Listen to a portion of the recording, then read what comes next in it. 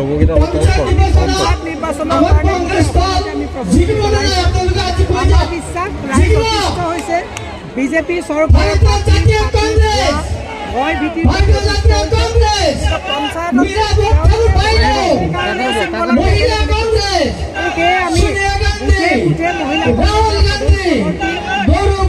সমষ্টিত যিহেতু আমাৰ বিধায়ক নাই আজি দেখিছে হাজাৰ হাজাৰ মহিলা আমাৰ বুথৰ সদস্য ইয়াত গতিকে আমাৰ বিশ্বাস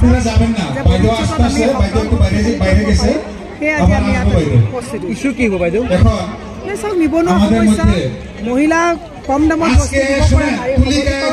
মানুহৰ মাজত সমন্বয় ভাতৃত্ববোধ যাতে জীয়াই থাকে মানুহে ভয় ঊৰ্ধত যাতে নিজাববীয়াকৈ মানুহে কি দল কৰোঁ যাতে ক'বলৈ নকৰে এতিয়া মানুহে কংগ্ৰেছ কৰে ওলাই আহিবলৈ ভয় কৰে আঁচনি কাটি দিম হোৱা কেছত ভৰাই দিম বুলি কয় আমি ভয়মুক্ত এখন ৰাজনৈতিক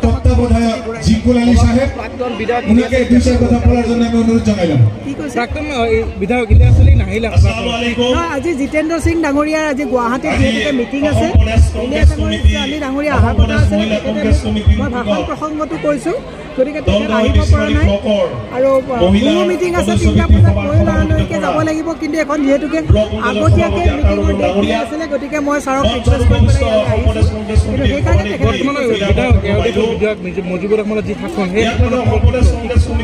আইডিয়াৰ পৰা বিধায়ক আছে ইয়াত এই বিধায়কজন ৰিম'ট কণ্ট্ৰলত কেতিয়াবা পিঠিছে চলায় কেতিয়াবা দিলীপ শইকীয়াই চলায় তেওঁতো নিজস্ব একো নাই এতিয়া এই আইডিয়া বুলিবলৈ কিবা আছে নেকি বদৰুদ্দিন আজমল ডাঙৰীয়াই নাই গতিকে কোন বিধায়কজনৰ নামটো সদায় কৈ থাকিব পাহৰি যায় মুজিবুৰ গতিকে এতিয়া মুজিবুৰে নে বিধায়ক দিলীপ শইকীয়াই নে বিধায়ক বিজু হাজৰিকাই বিধায়ক পাহৰি যাওঁ মই সেইকাৰণে সুবিধা গগৈ আমাৰ মুজামিল দা সকলোকে কৈছোঁ যে আপোনালোকে খুব ভালকৈ আহক ৰাইজক যাতে নিজৰ চিন্তাৰে প্ৰতিনিধিত্ব কৰিব পৰা এজন বিধায়ক তেনেকুৱা বিধায়ক আমাৰ দলে দিব দেখা পালে যে পৰহি দিনাখন উচ্ছেদ কৰিছে বিধায়কগৰাকী নিজৰ ৰূপটো দেখুৱাইছিলে কি ক'ব সেই বেছিমাৰী যিখন বজাৰ এই বজাৰখন এখন গোটেই ভাৰতবৰ্ষৰ ডাঙৰ এখন পুৰণা বজাৰ ইয়াৰ পৰা জলকীয়া কেঁচা জলকীয়া বা শুকান জলকীয়া যিয়ে কওক গোটেই কলিকতা মুম্বাই গোটেইবিলাকতে ইয়াৰ পৰা যায় বজাৰখন ডাঙৰ গতিকে এই বজাৰখনলৈ আহি পেলাই ৰাস্তা বহল আমাক লাগে আমি ৰাস্তা বহল নহ'লে ডাঙৰ ডাঙৰ ব্যৱসায়ৰ ক্ষেত্ৰত এক্সপাণ্ড হ'বলৈ দিগদাৰ হয় কিন্তু বজাৰ উচ্ছেদ কৰাৰ ক্ষেত্ৰত বিধায়কজনৰ দায়িত্ব কি হ'ব বিধায়কজনে বজাৰৰ মানুহখিনি যাতে কোনফালে সুসংগতভাৱে তেওঁলোকে বজাৰখন ৰাখে তাত তেওঁ গোটেই বস্তুটো দায়িত্ব লোৱাটোহে বিধায়কৰ দায়িত্ব বিধায়কে আকৌ ইয়াক ধৰ তাক ধৰ দাদাগিৰি চলিব নেকি অসমত দাদাগিৰি কোনো মানুহে বেছি দিন চলাব পৰা নাই কংগ্ৰেছৰ আগত কংগ্ৰেছৰ যিবিলাক এইটো সমষ্টি কংগ্ৰেছৰ আছিলে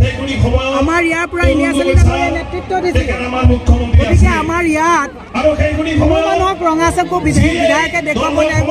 তাৰ দায়িত্ব কংগ্ৰেছে ল'ব আৰু 26ত আমি দায়িত্ব ল'ম যে ভয় ভীতি আৰু ৰঙা চকু ওপৰাই আমি ধৰ্ম নিৰপেক্ষ ৰাজনীতি প্ৰতিষ্ঠা কৰিম